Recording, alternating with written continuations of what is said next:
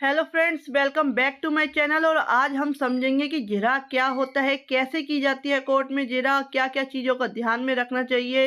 तो सारा कुछ वन बाय वन समझेंगे तो डिटेल में।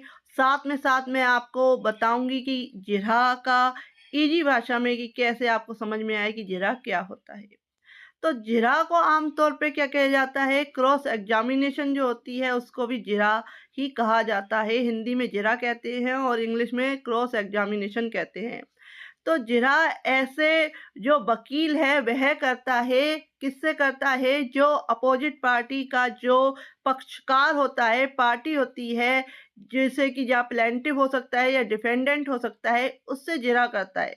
जिरह क्यों की जाती है? जिरह इसलिए की जाती है कि जब एक जो पक्षकार है जिसने केस दाखिल किया है, या जो डिफेंडेंट है जो उस केस को अपोजिट साइड से लड़ रहा है, उनकी सच्चाई को उगलवाने के लिए कि वह जो बोल रहे हैं वो सच है कि नहीं, इसलिए जिरह की जाती है। अपोजिट का वकील जो है, जिसका पक्षकार है, जिसका क्लाइंट है, उसका नहीं, जो अपोजिट का वकील है वो जिरह करता है।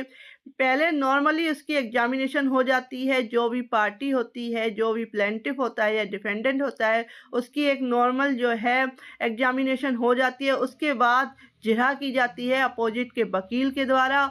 जैसे कि आप फोटो में देख रहे हैं, इसमें वह जिरह कर रहा है, कुछ प्रश्न पूछ रहा है उस गवाह से, उस विटनेस से कि आपने जो कहा है कोर्ट में वह क्या सही है। ऐसे तरीके से वो कई तरह के सवाल पूछता है, उस केस से रिलेटेड या उसके अदर भी पूछता है, अगर कोर्ट उसकी परमिशन देती है तो। तो इस तरीके से जिरह में उस व्यक्ति के जिसने उसने पहले जो बात कही है वह दोबारा उसी बात पे टिका रहता है। तो उसकी जो बात है उसमें सच्चाई कितनी है, ये सारा कुछ जानने के लिए जो वकील है वह जो अपोजिट का पक्षकार है, पार्टी होती है, उससे जिरह करता है, क्रॉस करता है। जो पर्सन पहले पूछे हैं उसको द्वारा क्रॉस करता है। तो इसी को जिरह कहते हैं। जब भी कोर्ट में जिरह करें तो कई चीज़ों का ध्यान रखना चाहिए।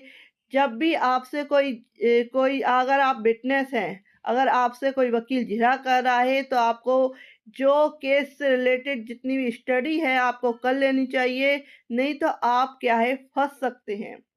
तो आपको पूरी नॉलेज होनी चाहिए उस केस के बारे में। अगर वह किसी भी तरीके से क्वेश्चन कर ले वकील, तो भी आप उसका क्लियर से आंसर जो है दे सकें।